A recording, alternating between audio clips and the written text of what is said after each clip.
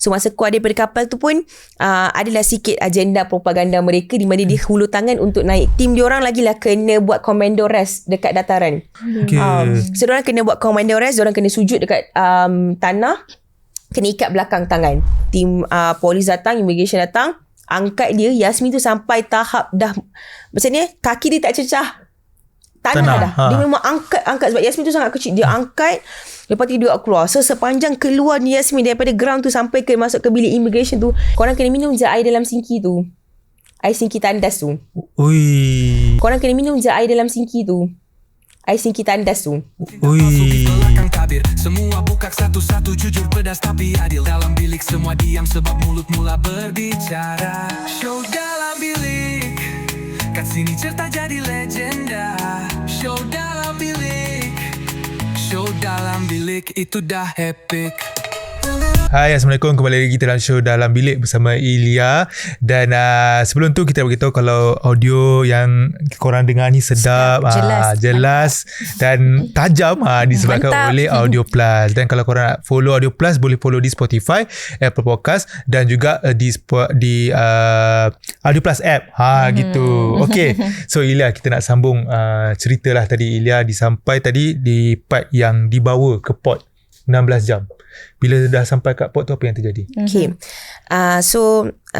Masa sampai di port, kami tunggu hampir 3 jam. Sebab ada geng-geng global semut yang dekat luar, dekat dataran. Jadi diorang kena settlekan yang tu dulu, baru kami boleh keluar. So sekitar pukul 9.30 baru kami keluar. Kiranya kita sampai dekat port hampir pukul 5. Pukul 9.30 baru kami keluar daripada kapal untuk pergi ke port. So masa keluar daripada kapal tu pun adalah sikit agenda propaganda mereka di mana dia hulu tangan untuk naik daripada kan kapal daripada kapal naik ke port. Diorang hulu tangan. Cumanya tim dah kata depend nak terima atau tidak. Tapi just to let you know, ada media yang sentiasa akan merakam kebaikan. So time tu saya terpaksa terimalah sebab kita perempuan kan dan sangat tinggi. Tapi benda tu tak adalah. Kita tengok dulu ada kamera ke tidak. Kalau tak ada, baru kita boleh terima. Macam tu. Kalau tak, kita akan minta tolong kawan lah. Okay, lepas tu kita dah naik. So dia macam immigration post, dia macam satu bangunan. So dekat luar tu ada satu dataran yang terbuka. So kita semua akan kumpul di dataran yang terbuka tu. Hampir 200-300 daripada bermacam-macam gabungan kapal akan duduk di situ. Yang korang ada gambar yang duduk ramai-ramai tu? Ramai-ramai tu. So itu adalah tim yang kedua. Ataupun tim yang saya kalau perempuan adalah ada Heliza Helmi dengan Hazwani Helmi. Time tu Zizi Kirana, Adel dengan Farali dah masuk penjara dah. Diorang duduk penjara lagi lama daripada kami sebab diorang dah sampai pagi. Diorang dah sampai ke awal. Okay, so maksudnya ada dekat kita tengok dekat track lah. Diorang kata you guys dah ditahan tapi ada masih lagi tak orang kata dikenal pasti. So maksudnya betul. Dia dah masuk dulu. Dia dah masuk dulu. Sebab yang kita nampak dekat Instagram tu dia dulu kan. Ilya dulu. Alma dia intercept dulu, tapi Alma yang paling terakhir sampai sebab kami kena towing pula 2 kapal. Jadi yang kapal layar yang okey ni boleh terus gerak. Cumanya Alma sebab kena towing dua kapal, sebab tu kami agak slow. Selepas tu so kita sampai ke dataran tu yang duduk ramai-ramai tu pada waktu malam tu. Jadi saya rasa agak bernasib baik sebab kami duduk masa malam. Jadi tak panas. Macam geng yang Kak Zizi, Kak Adel dengan Farali, Kak Farah tu, diorang datang masa dalam pukul 10-11 pagi. Jadi bayangkan betapa teriknya. Dan Rahmat pun, Piyu Rahmat pun masa pagi. Dan Piyu Rahmat cerita tim diorang lagilah kena buat commando rest dekat dataran. Waktu saya cakap, letakkan sambil kami semua 20 orang, ada 20 cerita yang berbeza-beza. So diorang kena buat commando rest, diorang kena sujud dekat tanah, kena ikat belakang tangan. Macam tu. Macam kami, mula kami duduk dulu kat dataran ramai-ramai. Okay, lepas tu duduklah, tak buat apa-apa. Dia panggil seorang-seorang nama dia, ataupun dia pick and choose. Okay, kapal yang datang dulu, okay, gerak barisan pertama, lepas tu ke barisan kedua. So ada satu event yang berlaku di mana Menteri Pertahanan dia datang masa tu. So kita kita pun tak kisah pasal keliling kan. Kita duduk main-main kita semua. Lepas tu tiba-tiba diorang jerit Free Palestine. Saya cakap kenapa tiba-tiba kan. Rupanya ada Menteri Pertahanan dia. Jadi kalau kat gambar tu tak nampak saya, nampak yang ada nampak Harok, ada nampak dia Helmis kan. Sebab saya duduk kat ujung, memang dia kat depan.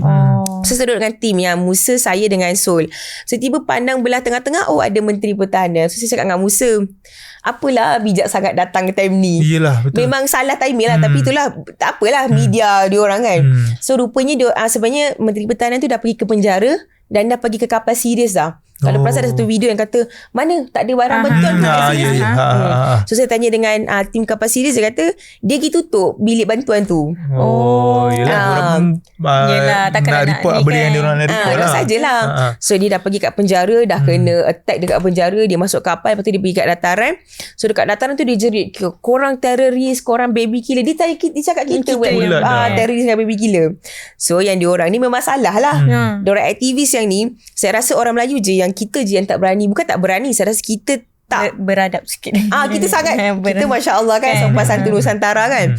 Yang lain memang tak ada lah. Memang semua attack lah dia. You are terrorist, you are baby killer, Israel is not the state. Dan panggil. So kita kat belakang nampak Yasmin, dia pun jerit free Palestine, free Palestine. Yasmin tu memang very strong woman lah.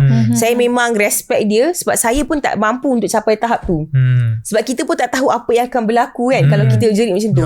Yasmin, tim polis datang, immigration datang, angkat dia. Yasmin tu sampai tahap dah macam ni, kaki dia tak cecah tanah dah. Dia memang angkat sebab Yasmin tu sangat kecil. Dia angkat, lepas tu dia keluar. So sepanjang keluar ni Yasmin daripada ground tu sampai ke masuk ke bilik immigration tu, dia still lagi jerit. Free Palestine, free Palestine macam tu. Semua orang pun jerit.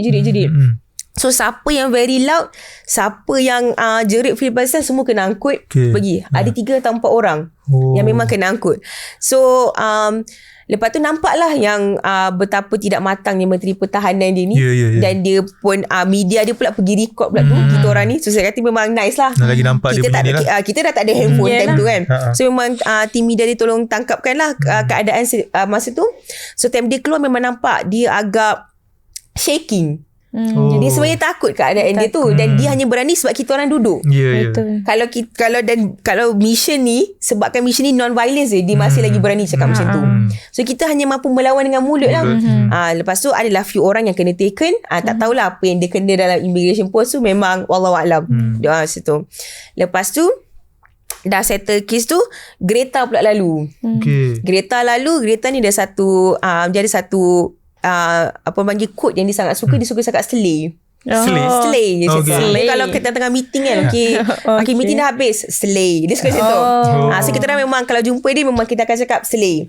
So masa yang dia tengah jalan dekat tu, kita orang pun jerit lah slay. Lepas tu dia pandang, dia senyum. Lepas tu kita orang semua tepuk tangan. Sub, kita orang kena zip tie kat belakang. Sebab macam provoke macam support lah, macam nak provoke dia orang lah. So dia orang pun datang, polis datang, okay, semua kena zip tie. Ketat tu depend lah. Kalau dapat yang askar memang tarik ketat, memang ada orang memang sampai tak berjalan. Dia punya darah memang lemah. Tapi lepas tu macam paksa buka baru dia orang buka. Ada few yang orang yang buka. So time tu pula hampir 3 jam saya rasa dekat situ juga. Dekat situ dan tangan kat belakang. So time tu baru saya rasa macam beza ikat tangan depan dengan belakang ni. Yelah. Kalau depan at least kita boleh buka bag, boleh minum, boleh makan. Kalau belakang literally you cannot do anything. Betul. Lepas tu macam nak tidur pun saya terseluh. Kalau saya buat macam ni sekali, saya rasa still saya terseluh. Sebab saya tidur dekat belah kanan kan, dekat bag. So saya rasa macam, dan itulah yang kita selalu tengok. Kalau perasan baru-baru ni ada viral satu video dekat dalam prison, dalam penjara Palestin, diorang blindfold and ikat tangan belakang. So yang tu sebenarnya diorang kena lagi teruk daripada kami. Yang kami tu dah rasa teruk kan. Diorang memang nampak betapa sebab diorang bukan zip tie, diorang handcuff, lepas tu blindfold dan diorang ditundukkan kepala. So kita tahu macam apa yang kita lalui tu secebis daripada apa yang diorang lalui. Dan kita lalui contoh dalam masa diikat tangan selama 2-3 jam. Diorang berapa jam, berapa hari diikat tangan belakang. So kita macam, lepas tu baru-baru ni ada seorang baru je semalam ada seorang lelaki daripada UK Palestinian rasanya. Dia contact saya Instagram. Saya tak follow dia. Saya tak kenal pun dia siapa. Tiba dia contact. Dia kata, hi, nice to meet you. I saw you on the ground sebagai immigration post. Dia cakap, and you were zip tied kat belakang, but you were smiling. Dia kata macam tu lah. Saya tak tahu dia siapa. Saya tak tahu macam mana dia nampak saya. Tapi dia kata, engkau kena handcuff kat belakang tapi kau masih lagi senyum. Waktu saya cakap lah macam, I didn't notice you, and I don't even realise macam saya tengah senyum. And saya kata that is the only act of resistance that I can do. Sebab kita tak boleh nak marah, kita tak boleh buat apa. Hanya senyum, nak kata macam bukan senyum sebab suka, senyum sebab macam kelakar tengok dia orang ni. Kita bukan buat apa-apa pun. Macam itulah. Tapi dia kata macam, lepas tu dia cakap macam, I hope you keep on smiling till the end. Dia cakap macam tu. Dia cakap, saya kata ada orang yang perasan kita tengah senyum. Saya pun tak sedar. Yelah. Kan? Tapi bukan nak kata kita gembira ke tak. Kita rasa macam, macam ni rupanya layanan kepada orang Palestin. Dan apa yang korang takut sangat dengan kita orang? Betul. Apa yang kita orang bawa? Kita orang tak ada apa-apa.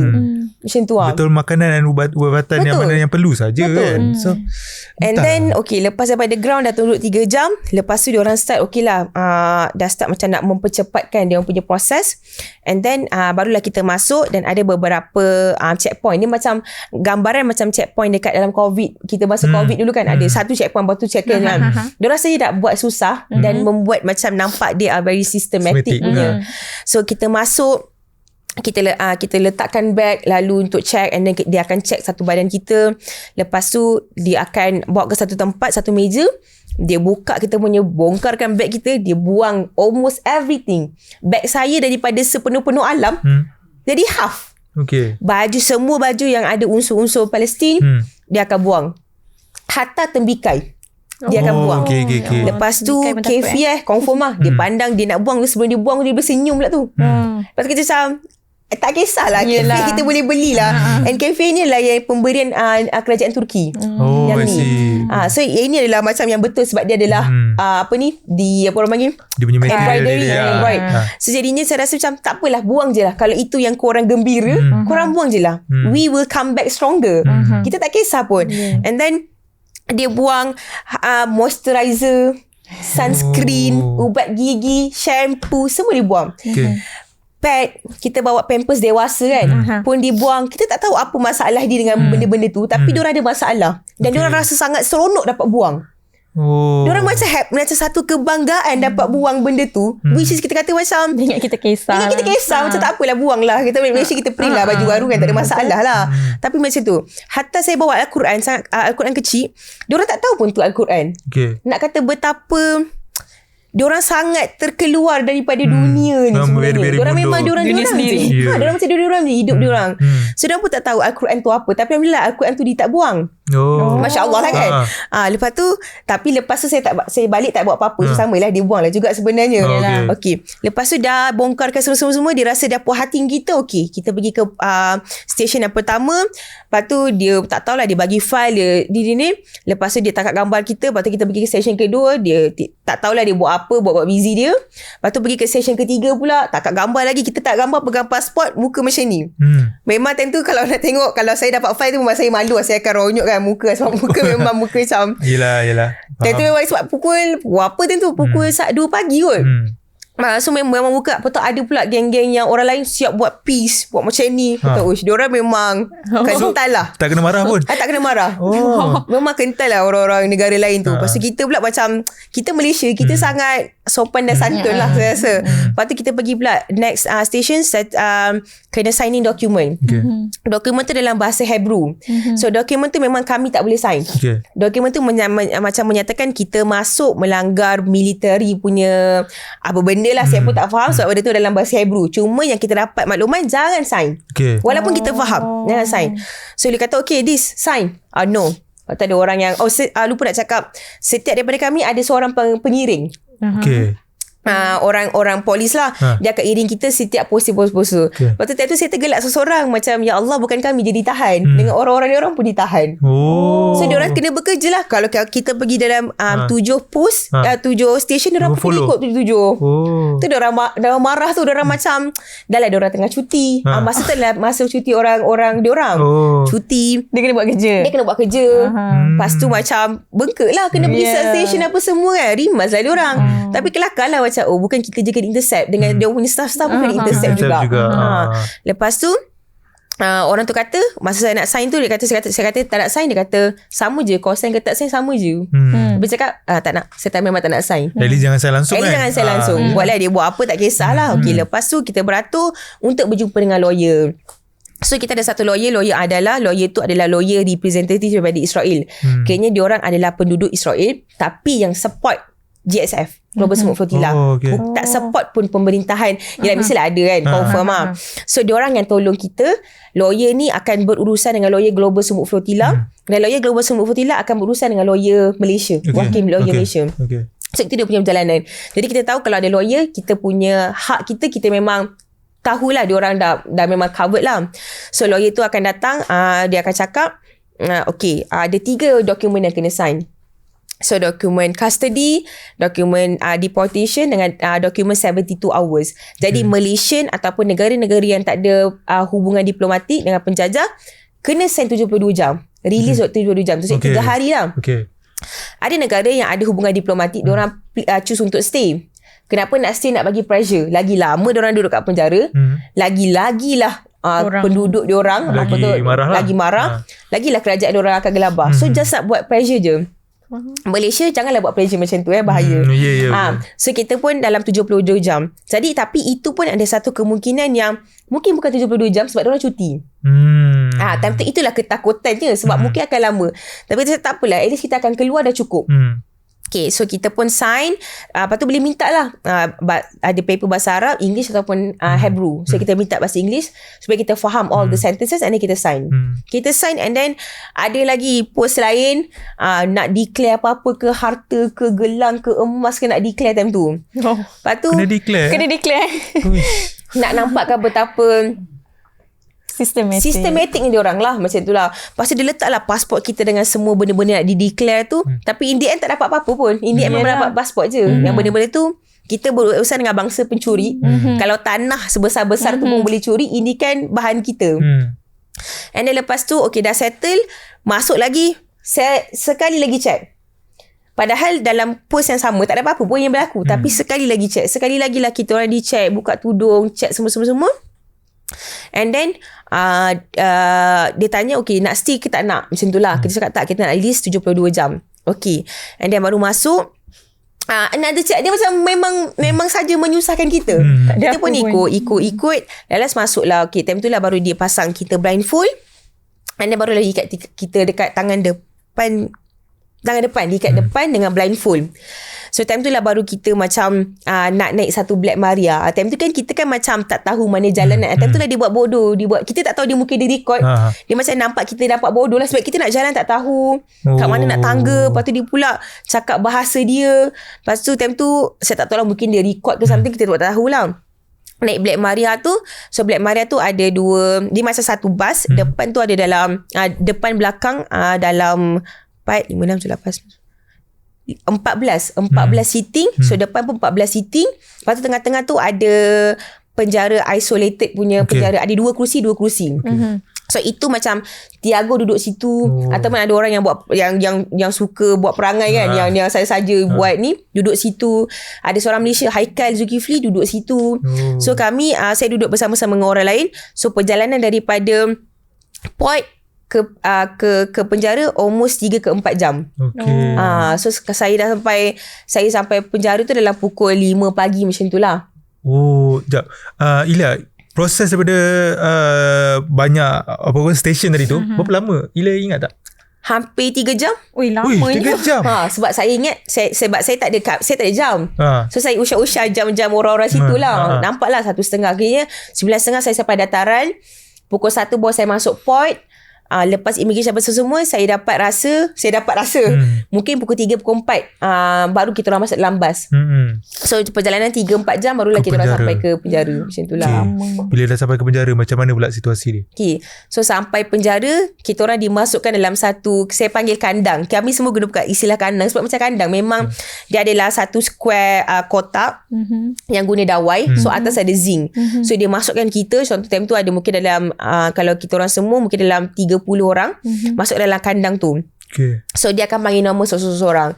So nama seseorang tu dia panggil, dia check, dia tanya lagi sekali. Nak stay ke? Memang nak balik ke nak stay? Okay, kalau macam kita cakap memang kita nak balik. Dan orang yang stay dia cakap tak nak balik ke? Cakap tu. Pasal kata tak nak balik. Confirm tak nak balik, dia double confirm. So kalau orang-orang yang psycho dia cakap, tengoklah surat. Sebab dia ada file. So dalam file tu memang dah cakap depan lawyer dah kita memang nak stay. So masa dalam tu okay, dia pun okay lah kalau nak stay suka hatilah. Lepas tu dia bawa satu bilik untuk kita tukar baju. kepada baju tahanan, warna kelabu, sweater and then t-shirt. So lepas tu dia dah bagi baju, kita masuk ke bilik kedua, bilik medical check up. So bilik medical check up ni kita tahulah saja-sajalah untuk nampak keprihatinan mereka. Tapi lepas tu orang yang memerlukan ubat tak dapat pun ubat. Dia saja macam nak kita cakap dekat penjara ada medical check up, diorang sangat dia nak kita buat portray benda tu. And then lepas dah settle medical check up, kita masuk ke kandang sebelah, yang kan ada satu kandang, so sebelah tu ada satu lagi kandang yang dah prepare, orang-orang yang dah disettlekan. Jadi kami masuklah kepada kandang tu. Tunggulah sampai semua orang settle. Okay dah, semua orang settle, barulah kami bawa ke dalam sel. So bawa ke dalam sel tu macam saya pun baru tahu, tak apalah, cut dia tu. Dan sel tu contoh dia adalah satu cubicle, rupanya ada banyak cube banyak. So kami masuk ke satu cube tu, dia satu macam dataran luas. Okay, gambaran dia adalah gambaran dia ada 13 sel yang bergabung dalam satu padang tu. So depan tu ada satu padang. Faham ke? Dia kotak, lepas tu ni padang, sel ada 13. Campur-campur lah dia dia apa orang panggil, melekat lah, rapat-rapat lah dinding. So dia just dinding batu biasa-biasa, dia kotak. Saya kira-kira kalau ikut saya pengiraan saya dah 8 kali 10 Kita pun time tu memang tak ada apa-apa nak buat kan. Kita tengok dinding, luas mana benda ni kan. Kita tempat tak ada kerja kan. So ada satu tandas dengan sinki dan satu dan bilik kosong lah. So yang dah ada, so penjara yang saya masuk dah ada penghuni. Orang-orang yang masuk dengan Kak Zizi, Kak Adel apa semua. Jadi kami semua orang Malaysia, dia cara dia masukkan suka hati dia. Dia ambil dia file, korang sini. So kami semua diseparatekan, orang Malaysia semua separatekan kepada sel-sel, kecuali Kak Zizi dengan Kak Ada satu sel yang sama. Numbers of people dalam sel pun berbeza-beza. Macam sel kami ada 15 orang, sel Kak Zizi dengan Kak Adel 3 orang, dengan seorang lagi siapa saya tak tahu siapa. Lepas tu ada sel yang berbeza-beza. Tanya pula geng lelaki, satu sel diorang hampir 20 orang. So memang pack 15 memang, orang. Kalau 15 tu pun dah pack, 20 lagilah, Masya Allah. Macam tu lah. Kami pula macam diorang bagi tilam. So ada sel yang ada double decker, ada sel yang ada satu single bed. Diorang ada, dan dia ada bagi tilam je lah. Dan diorang pula memang bagi satu plastik hitam yang ada shampoo, ubat gigi, tuala, dan juga seluar. Seluar kecil. So semua orang dapat benda tu, kecuali orang yang masuk second. Macam saya tak dapat bag tu. Sebab? Tak tahu. Sebab dia macam ikut nasib. Sebab dia orang. Sebab dia orang lah. Sebab boleh lah dia orang buat kan. Faham. Lepas tu macam contoh dia bagi, kalau orang yang awal-awal dia ada 10 orang, kemudian kami masuk 5 orang tambahan. 5 orang ni lah tak dapat barang-barang tu, 5 orang ni lah tak dapat tilam. Jadi masuk-masuk, kita pun tak tahu nak buat apa. Saya pun tidurlah atas lantai simi sebab sejuk time tu. Lepas tu orang pun cakap lah, nak ke tak nak. Nak pula saya adalah orang muda dalam sel tu, saya seorang yang termuda. Jadi kita bagilah makcik-makcik tidur atas katil dan tilam kan, kesian pula kat diorang. So diorang pun dalam sel tu memang diorang minta ubat dengan air. Yang ketiga adalah diorang minta tilam lah, tapi tilam tu tak sekusial air dan juga tilam lah. Tapi dah minta yang geng yang 3 hari 2 malam dah minta daripada semalam lagi. Tak dapat. Jadi diorang kata in the end, bila kita cakap, dia kata korang kena minum je air dalam sinki tu, air sinki tandas tu. Dia bukan minum, bukan air jamban tau, tapi air sinki lah. So kita orang dapat cawan plastik. So cawan plastik tu lah ambil air sinki tu minum. So ada kes yang sinki-sinki yang ada yang airnya sedikit coklat. So Alhamdulillah saya punya sinki air agak putih lah. Cuma saya tak sanggup minum daripada cawan. Sebab kalau dia tuan dalam cawan, kita kan nampak putih-putih apa-apa kan. So, jadi saya macam ambil macam ni, minum je. Hanya untuk menghilangkan kehausan. Dan kalau dia bagi hidang makanan macam roti, dia ada green peas, kacang hijau tu. Lepas tu dengan, kalau pergi kat zoo kita tahu yang makanan untuk rabbit dengan kan ada yang carrot potong-potong, kobis potong-potong ikut suka hati dia orang. Anggaplah ada sayur yang satu pinggan macam tu. So orang diorang ni pula vegetarian, vegan, yang memang boleh terima makan macam tu. Saya pula memang tak boleh terima makanan macam tu. Dan cara diorang potong, dia bukan bagi kobis yang belah yang nipis, dia bagi kobis yang tengah-tengah tu yang memang kekal tu. Jadi memang tu yang makanan tu tak habis. So kita orang makan hanya sekadar untuk alas perut dan untuk bukan mengenyangkan, macam tak nak ada apa-apa berlaku, tak nak gastrik ke, tak nak apa pun. betul. Ada few orang yang memilih untuk hunger strike. Untuk hunger strike adalah pilihan. Siri community tak mewajibkan. Sesiapa nak hunger strike boleh buat hunger strike, sebab nak kata macam takut makanan yang diberikan adalah takut makanan yang beracun. Sebab ada sel yang dapat telur, dan telur tu adalah telur yang busuk. Boleh buat orang tu sakit lah. Sehari berapa kali makan? 2 kali. 2 kali. Tapi tak adalah makanan Yelah, kan. Lepas tu dia bagi roti yang ada jam strawberry. Lepas tu ada cerita yang dia orang ambil strawberry jam tu, dia orang tulis dekat dinding Free Palestine. So sel yang saya tu adalah sel pertama. Saya masuk sel yang kedua. Sel kedua ada tulis Free Palestine. Saya dengar cerita pula daripada sel lelaki, ada tahanan yang tulis Free Palestine. Polis datang, polis nampak, polis suruh dia orang buang. Lepas tu dia orang tak nak buang. Dia orang polis buat masuk anjing, canine kan. Okey, tu nak getak lah. Nak getak lah. Lepas tu dia kata, tak boleh lah basuh, boleh tak kalau bagi kita orang cat?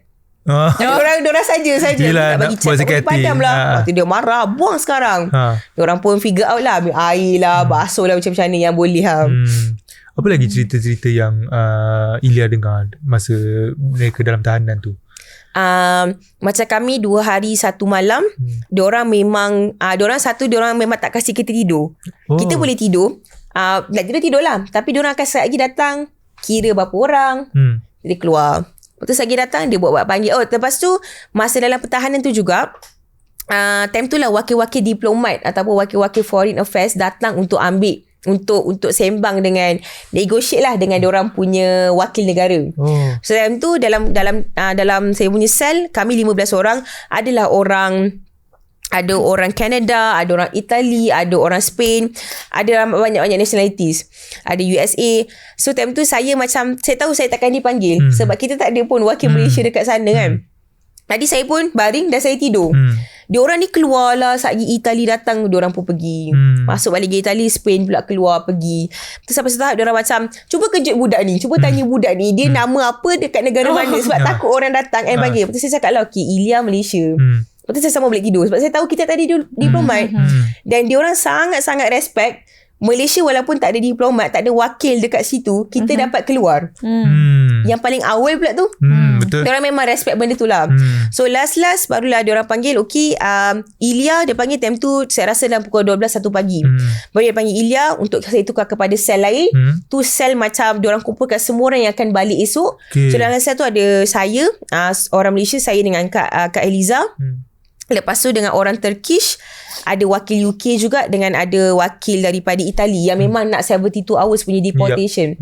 So orang-orang yang tidak stay ni adalah orang-orang yang contoh jurnalis ataupun yang akan bawa suara-suara media tu, yang beri tekanan. Tapi adalah few diorang dah buat lah, diorang dah planning lah, okay, siapa yang akan stay, siapa yang akan balik, macam tu lah. So orang yang balik tu, korang kena cakap, voice out dekat dunia, biar kita orang stay untuk bagi pressure to our government. Patutlah ada yang kata kenapa yang ni tak keluar lagi, kenapa yang tak keluar lagi, disebabkan itulah. Faham. Jadi time tu pula tukar pula pukul 1 pagi. Okay, dah tukar sel, okay, dah tidur dalam 30 minit, dah datang balik, kena keluar, kena buat check apa benda. Lepas tu dah check, kena masuk balik. Lepas tu kena keluar balik, katanya untuk health check up, tapi bukan health check up, dia just nak sign off lah. Maksudnya nak kata dia yang terakhir, kita kena tangkap gambar depan, tangkap gambar belakang. Tu saya cakap dengan Kak Eliza, saya cakap, Kak Ja, saya okey je lah kalau diganggu macam ni, sebab kita tahu esok kita akan balik. Ganggulah banyak-banyak pun nak ganggu, sebab kita tahu esok kita akan balik. So saya dengar pula ada cerita yang kena stay dekat situ sampai hampir seminggu. Diorang buka lagu 6 jam non-stop. Nak kacau dan mental memang lah. tak nak bagi kita tidur. So bila kita sleep deprived, kita memang akan jadi macam bodoh tau. Some sort macam saya walaupun duduk 2 hari 1 malam, saya sampai di Turki, memang saya cakap macam otak saya macam lembab. Macam hafal nombor bilik yang 3 nombor tu pun saya tak boleh hafal. Macam tu lah. So saya macam asyik lupa. Orang cakap lupa, orang cakap apa-apa lupa. Memang kita jadi lembam kat situ. Disebabkan duduk dalam penjara tu dan sleep deprived. Itu baru 2 hari 1 malam. So sampai dia dekat airport, saya kata minta maaf lah, saya memang lembab lah kali ni. So first time kita pun dapat rasa kita lembab. Even masa Greta, masa kami buat training, orang tanya yang Greta, apa yang berlaku sebenarnya yang masa previous. Dia kata I cannot remember anything. Sebab dia sleep deprived, jadi dia mental dia macam seakan-akan dia hilang ingatan. Okay. Macam tu. So yang diorang ingat, diorang dimasukkan dalam penjara, isolated, lepas tu dah. Faham. So dia tak ingat apa yang terjadi. Dia tak ingat pun. Sebab dia this is the second time dia dimasukkan dalam penjara kan. So masa yang kami tanya tu masa training lah, maksudnya yang first time lah dia tak ingat. Yang dia ingat adalah apa-apa yang berlaku masa dekat boat, lepas tu masa dekat penjara dia terus lupa. Macam tu. So sama yang kes kat kami, kalau kes lelaki ada yang diorang ketuk-ketuk pintu, diorang menjerit tak tentu hala. Tapi yang bestnya memang diorang suka mengira. Dia sajalah datang dekat sel, dia kira okay 15 tu dia belah. Masa kita datang balik, dia kira balik 15 tu dia belah. Dia saja nak buat ni. Lepas tu dia panggil nama seorang-seorang. Okay, ada tak semua orang? Ada. Okay, go. Dah macam tu je. Macam tu je, dia saja. Tapi kita orang tak boleh keluar pun. Kau nak kata kita orang nak melinak memang tak boleh. Tapi dia saja nak kacau. Itu salah satu dia nak kacau kita, tak bagi tidur lah. So Ilya buat apa je time dalam penjara tu? Memang orang tanya, saya cakap saya tidur. Saya tu pun saya macam saya cakap dengan nak je kalau orang Malaysia cakap tak apa, jangan risau. Saya tengah tidur ni. Sebab saya sampai satu tahap saya mimpi family dekat dalam penjara tu. Nak kata betapa nyenyak ni tidur. Sebab kita tak buat apa-apa. Memang kalau kita lagi merentan, kalau kita lagi macam tak senang duduk, nak balik, kalau kita fikir sangat kan, kita jadi lagi macam rasa serabut lah. Time tu memang saya rasa macam the only way adalah untuk aku tidur je. Saya rasa cara tidur je lah saya hilangkan masalah. Saya memang tidur lah, bangun-bangun kena tukar sel dah lah.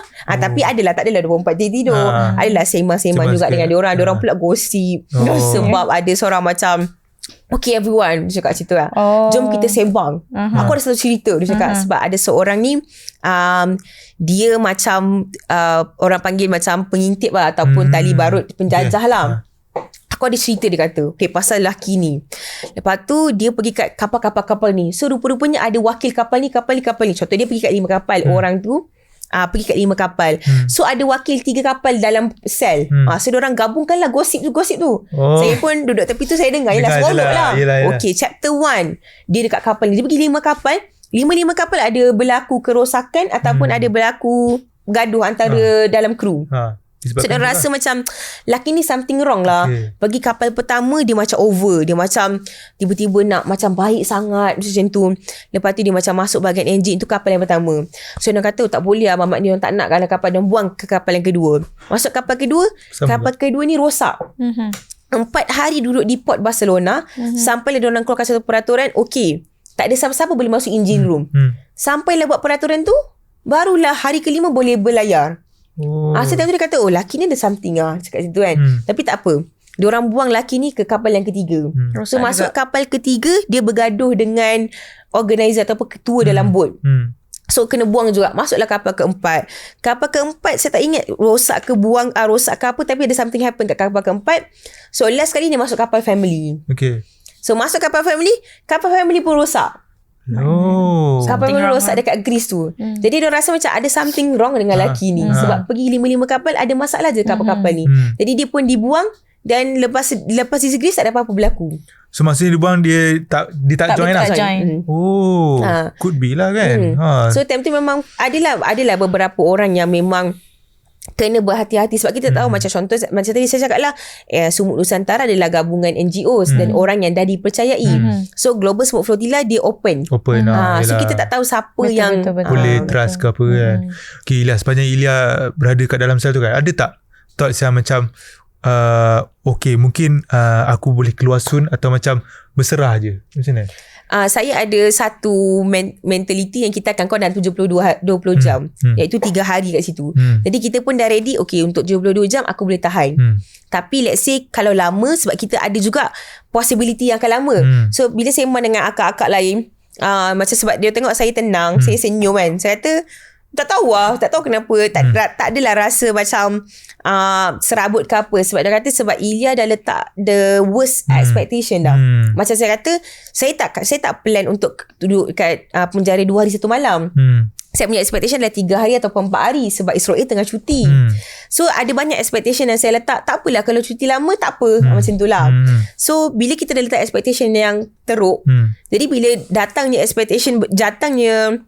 kejadian ni yang tak begitu teruk, kita macam tenang, macam tu.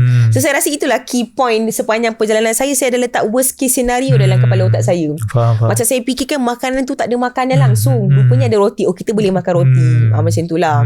Faham. Air, walaupun air tu kotor, tak apa, kita jaga, kita minum tak banyak sangat, just untuk menghilangkan dahaga.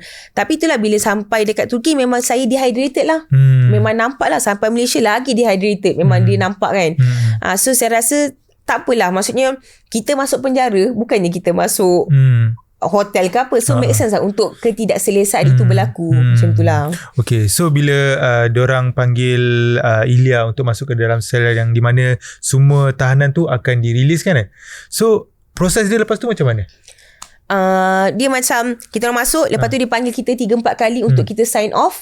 Lepas tu kita masuk dalam saya rasa pukul 6 pagi kot, saya pun tak sure, 6-7 pagi macam tu. Ada Black, kita orang kena naik Black Maria. Naik bas tu sama-sama. So masa naik Black Maria tu memang kita tahu kita akan bawa ke airport. Dia memang cakap tahu pergi ke Turki tu. Kita orang tak tahu ke Turki. Masa sampai airport baru tahu Turkish Airlines. Tu cakap kita akan pergi Istanbul. Maksudnya Ilya dan yang tahanan lain memang tak tahu apa yang terjadi, tapi tahu korang akan balik. Sebab kita orang punya Malaysia punya expectation kita akan pergi Jordan. Sebab itu sahaja negara yang paling dekat dan lagi mudah, sebab diorang ada diplomasi. Tapi rupanya macam kerajaan Turki ada buat something. So the whole flight tu charted.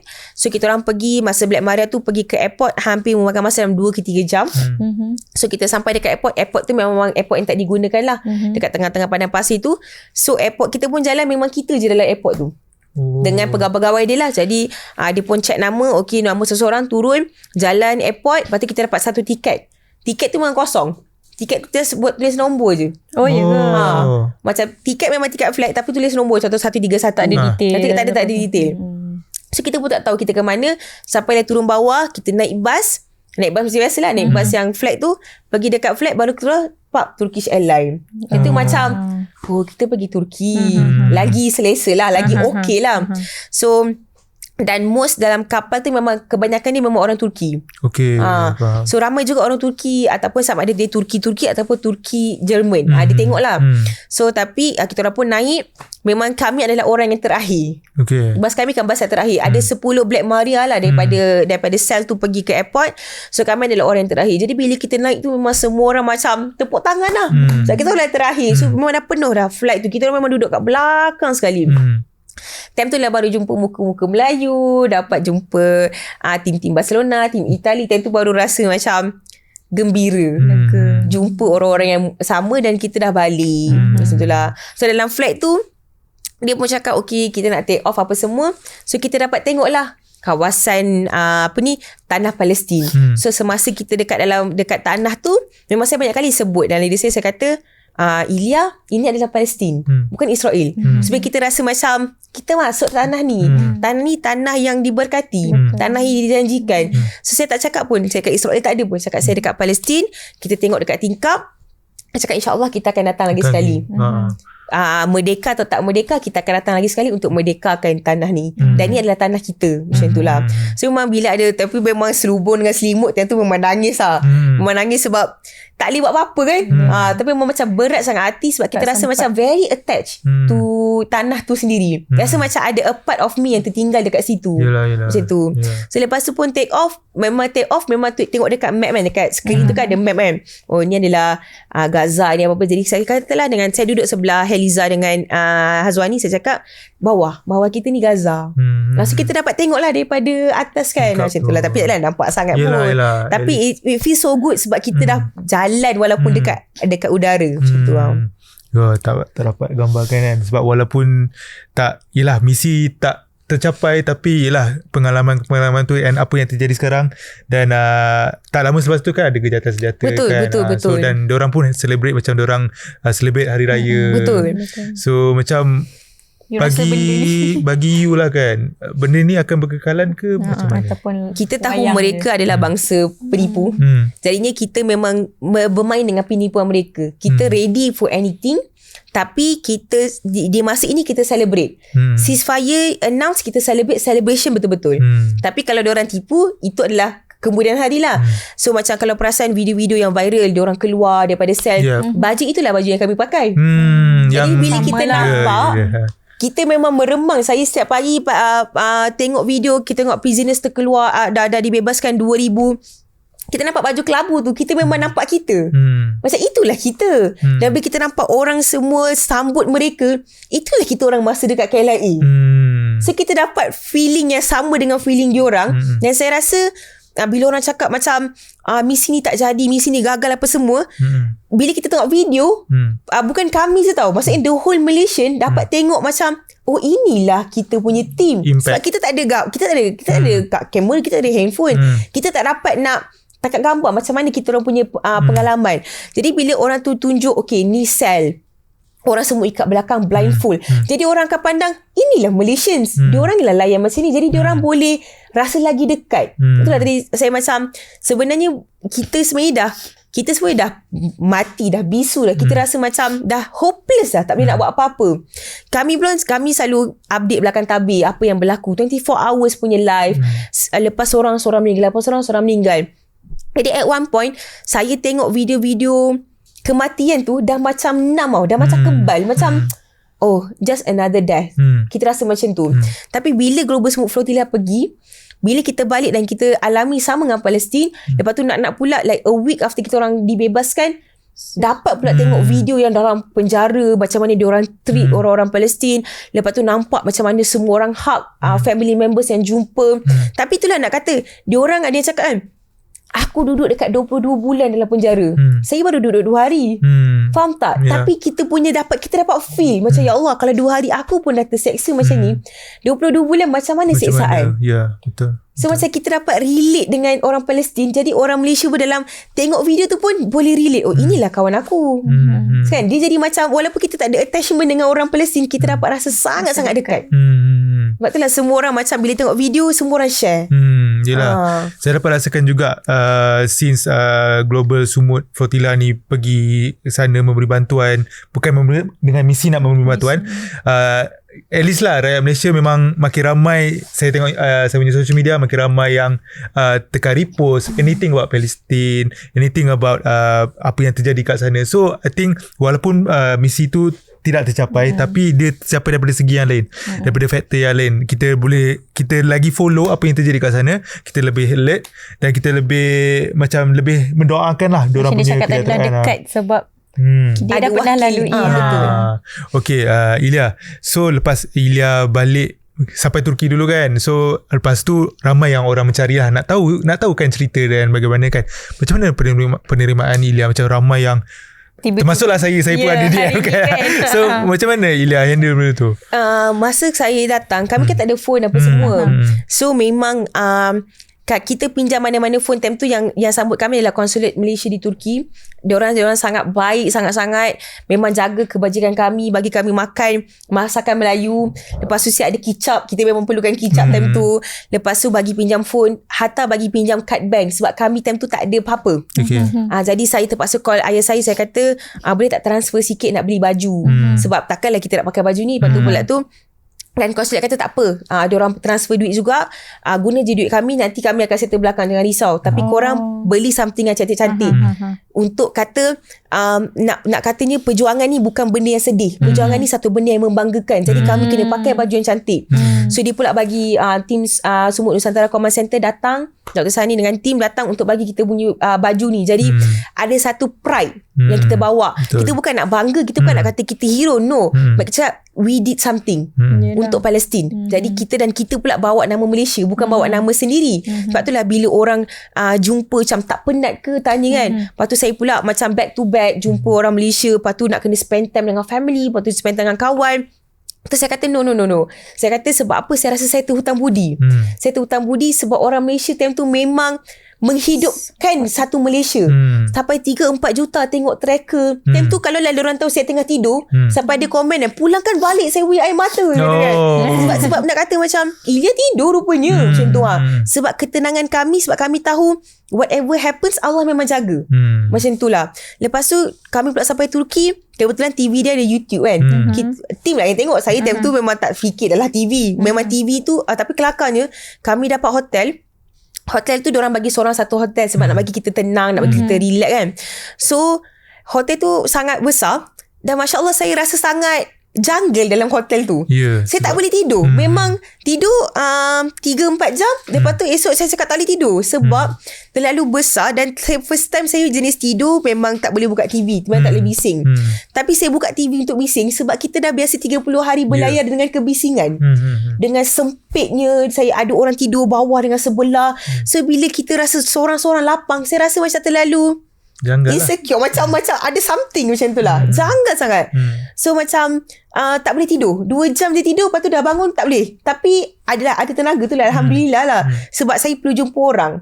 Alhamdulillah saya pula seorang extrovert. Jadi memang saya kena jumpa orang untuk dapatkan tenaga.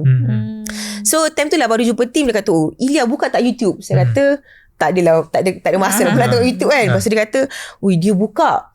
Sebab kita orang dalam 5 hari pelayaran tu, kami tak tahu apa yang jadi kat luar dekat negara betul, dekat Malaysia. Jadi saya pun tak adalah question pelik-pelik pun, macam normal lah kot, mungkin diorang cari kita tu benda normal lah. Rupanya dekat ya Allah, sampai buat perhimpunan, sampai pegang gambar pergi kat US Embassy. Memang time tu macam terkejut sangat. Tak tahu nak cakap macam.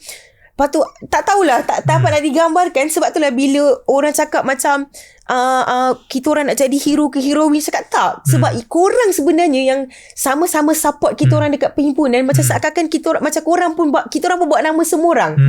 Memang sangat terkejut dan tak dapat digambarkan yang ada perhimpunan tu berlaku dan non-stop perhimpunan tu berlaku.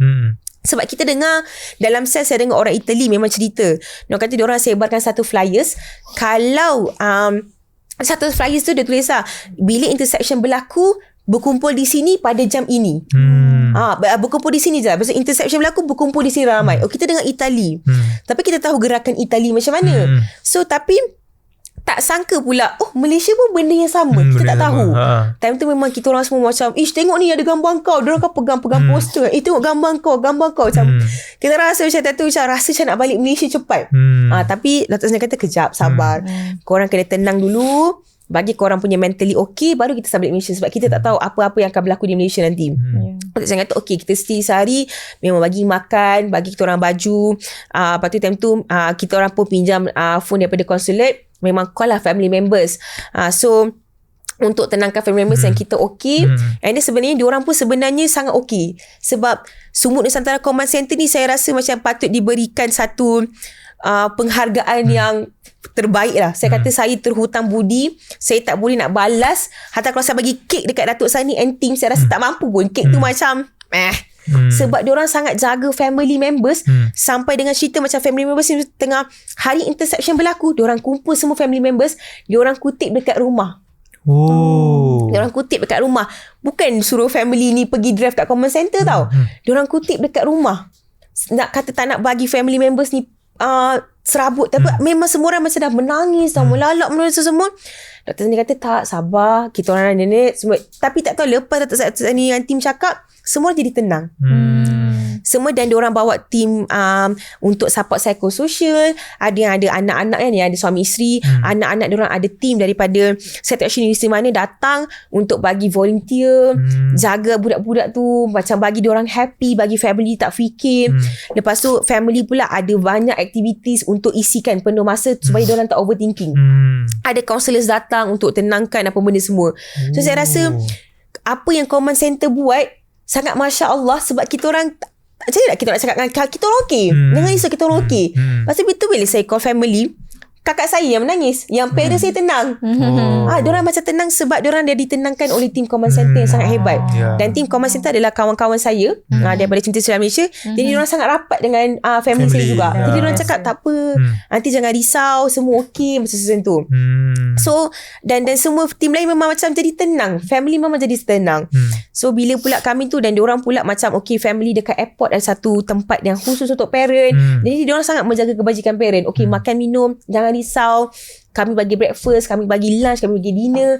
Parents jangan risau pun apa-apa. Jadinya jadi bila call dan bila kami sampai dekat Malaysia, jadi family kita, mental state family kita dah ready. Dah tenang. Anak-anak kita selamat, itu yang penting. Itu je diorang fikirkan. Okay, masa Ilya sampai tu kan, memang penuh airport menyambut kepulangan yelah individu-individu yang berani untuk ke sana. Dan yelah bila ada orang cakap positif, of course ada juga yang cakap negatif kan. So macam apa pendapat Ilya bila orang kata ada yang sampai ke sana macam terlalu mengagung-agungkan atau obses? Apa pendapat Ilya? Sebenarnya kami tak ada pun plan nak pergi ke airport tu. Maksudnya tak ada pun planning asal. Kami balik senyap-senyap, bawa masuk hotel, duduk dengan family dulu, spend time dengan family, baru kita berkumpul di Axiata Arena. Macam itulah. So Axiata Arena ni adalah untuk berkumpul untuk penutupan kepada carnival yang sebelum kita start konvoi tu, masa konvoi tu. Jadi itulah planning asal. Tapi yelah word spread kan.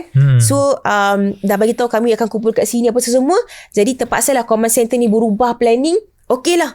Dan nak buat macam ni tak boleh nak kawal. Takkan nak suruh orang pergi. Dan sebenarnya orang Malaysia semua support kita orang ni. So kita dah macam okay tak apa, kita akan berkumpul, kita akan layan je semua orang. So bila orang cakap macam korang perlukan korang sangat diagung-agungkan, orang fanatik dengan korang, kita orang pun tak minta pun untuk buat KLIA. Tapi kita sangat hargai dan kita tu hutang budi. Dan kita tahu pula macam ada orang-orang Malaysia sampai 2-3 pagi dah nak pula Alma intercepted pukul 2 pagi. Semua orang jadi macam call, Alma dah kena. Lepas tu semua orang 4 juta tengok tracker pada malam itu. Tak termasuk yang live di TikTok hampir 2-3 million. So saya rasa kita dah bawa satu landscape ataupun satu benda yang sangat baru. Jadi bila orang kata kita turun untuk menjadi satu hero-heroin, tak ada. Sebab kami bawa nama Malaysia. Dan kita tak pernah pun cakap kita adalah hero. Sebab yang bersama-sama kita adalah semua orang Malaysia. Dan kita sebenarnya menyambut hero yang sebenar adalah orang-orang Palestin tu. Sebab mereka dah tahan 2 tahun. Kami baru tahan sebulan sebenarnya. So nak bandingkan heroism tu, tak terbanding pun sebenarnya. Faham. Okay, macam mana pula relationship Ilya dan juga sekolah lawan yang lain lah. Macam saya nampak baru-baru ni ada bagi packaging dekat Adele kan, sebab Adele masih lagi tengah recover kan. So macam mana keadaan Kak Zizi Kirana, Adele semua macam mana? Okay, sebab diorang adalah kakak-kakak saya, memang saya rapat. So semalam pun saya baru jumpa dengan Kak Zizi. Kita orang lepak kafe. So macam kami masih sentiasa update lah. So hubungan kami masih begitu. Memang macam mana sebelum, macam tu lah selepas, tapi lagi kuat. Okay. Dan Kak Adele pula diuji dengan mak dia sakit semua kan. Jadi saya memang akan call Kak Adele everyday, tanya update. So macam kita tahu dia pun tak sempat untuk jaga diri. Jadi saya cakap dengan Kak Adele, tak apa, saya beli something, beli air apa orang panggil, air cooling water tu kan, air sejuk badan. Saya belikan ubat kat dia sikit untuk bantu Adwa lah, sebab Adwa pula ada shooting kan. So kita sama-sama tolong lah, sebab in the end family diorang pun yang tolong family saya masa dekat command center tu. Kita semua family sama-sama. Betul. So saya pun belikan barang-barang sikit dan belikan makanan untuk family. Tak ada makanan pun, bahulu dengan kek coklat je lah. Saya nak cakap macam Kak Adele jangan risau kat kita orang. Kak Adele risau je kat Kak Adele, risaukan diri Kak Adele, spend time dengan family. Tak perlu risau pun interview apa-apa, saya akan handle, saya akan tolong Kak Adele. Lepas tu jumpa pula Kak Zizi pula demam. Sebab nak katanya macam pelayaran kami, saya sembang dengan doktor kata sebab masa dekat 30 hari tu adrenaline rush kita tinggi. Kita dalam survival mode. Jadi badan kita dah tahan dengan segala-galanya. Jadinya macam saya kalau dekat Malaysia memang ada 1001 penyakit. Bila sampai dekat kapal tak ada penyakit. Sampai mak saya setiap hari call macam betul ke sihat? Betul ke? Saya kata betul. Ubat tak guna. Sebab memang dah ada lah ubat Panadol lah, ubat angin lah, benda lah kan. Tapi tak guna. So macam saya kata alhamdulillah lah, Allah memang jaga. Dan lepas saya sampai dekat Malaysia, malam tu satu lah saya sampai, kita sampai airport kan pukul 10-11 malam kan. So lepas satu-satu yang dekat airport pukul 12, pukul 1 sampai ke hotel, nak naik hotel saya gastrik. Dia macam saya punya gastrik tu sampai tahap saya terduduk dekat lift. Saya kata kakak saya tak tahan dah. Sangat pedih saya cakap. Betul kakak saya macam mana dalam pelayaran sehari sekali tau makan. Yang makan memang heavy food. Boleh tahan. Sampai dekat Malaysia bukannya tak makan. Dekat flat kan berapa kali makan, 2 kali siap dengan jajan apa semua. Boleh gastrik tiba-tiba malam tu. So memang nak kata time tu memang kita dah macam adrenaline kita macam okay, settle. Kerja aku dah settle. Pandai lah kau. Macam tu lah. Lepas tu dia pula badan pula tiba-tiba lah nak manja dengan family kan. Kita dah jumpa dengan family, kita start manja, kita start macam sakit perut lah tiba-tiba, sakitan krem kaki lah. Padahal 30 hari ni sihat walafiat je. Tapi Alhamdulillah saya kata macam kakak saya cakap pergi buat drip terus sebab kakak saya kerja kat klinik. So dia kata dia buat drip, dia belanja. Saya hari yang ketiga, sebab kan kita orang kan back to back pergi Aziata, lepas tu esok kan hari punya ada interview radio. So kakak saya kata pergi je drip. So saya pergi drip, Alhamdulillah sihat. Tu saya cakap dengan Kak Zizi, akak pergi je drip cepat-cepat. Just untuk kata awal lah, macam itulah. Sebab saya tahu kemungkinan besar macam memang saya akan flat lah. Yelah. Gastrik kan bukan boleh buat main kan, sakit kan. Okay, Ilya, apa perkara pertama yang Ilya buat dengan family after yelah dah settle, dah heal from gastrik, apa semua, apa yang aktiviti yang first kali buat? Malam tu saya tidur sampai pukul 1-2 pagi. Kakak saya order makanan daripada mama kan. Kita orang makan. Time tu memang mak saya nampak lah dia nak dengar cerita. Saya cerita semua benda malam tu 3 jam sampai pukul 5. Bapak saya kata, abah surrender, abah nak tidur. Bapak saya tidur. Mak saya tu nampak dia nak dengar cerita. Dia nak dengar cerita, tapi mati dia dah tutup kan. Biasalah orang tua kan. Tu tutup sekali dia buka. Tapi saya tengok lah, kesian pula dengan mak aku ni kan. Lepas tu tapi dia nak dengar cerita. Lepas tu dia tidur balik. Tanya soalan, lepas tu dia tidur. Lepas tu kesian lah kat dia orang. Tapi sebab saya time tu memang Diorang tanya tak jet lag ke? Saya tak tahu benda tu adalah jet lag ataupun memang saya nak bercerita. Sebab kita dah lama tak cerita kan. So tak tahu lah jet lag, tapi saya tidur 2 jam je. Saya tidur pukul 5, mak saya pun tidur 2 jam. Pukul 7 saya dah bangun untuk pergi keluar breakfast. Lepas tu dah keluar breakfast, kita breakfast lah dengan family. Macam seronok lah, macam tak ada apa-apa yang berlaku. Sebab kita nak kita nak refill balik ataupun kita nak refund balik sebulan yang kita tak dapat masa dengan family ni.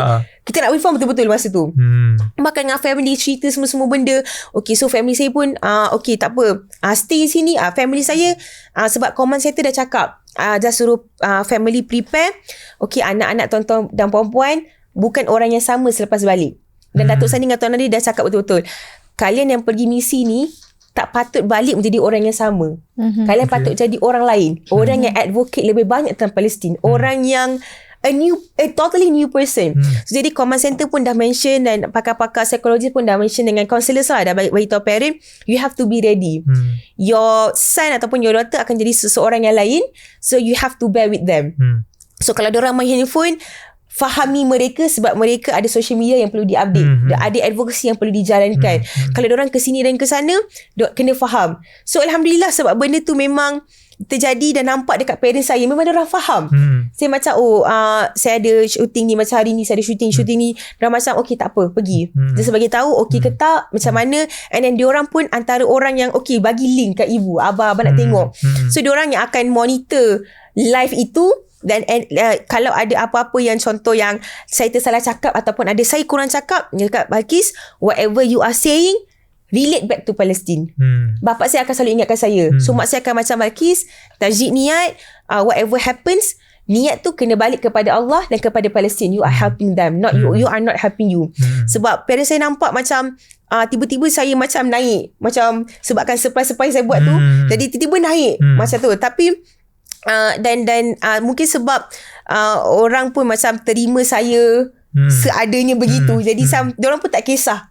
Diorang pun tahu saya macam mana. So Alhamdulillah, so parents saya memang, sebab contoh dulu tak pernah pun pergi restoran orang kenal. Kali ni pergi restoran orang tegur. So jadi macam saya rasa it's a very awkward moment. Sebab saya masuk tangan Ilya saya cakap kenal, jom tengah gambar macam itulah. Sebab bila orang cakap macam tak pernah ke kawan saya cakap macam tak payahlah keluar, duduklah rumah, tak payahlah accept. Saya kata no, saya terhutang budi.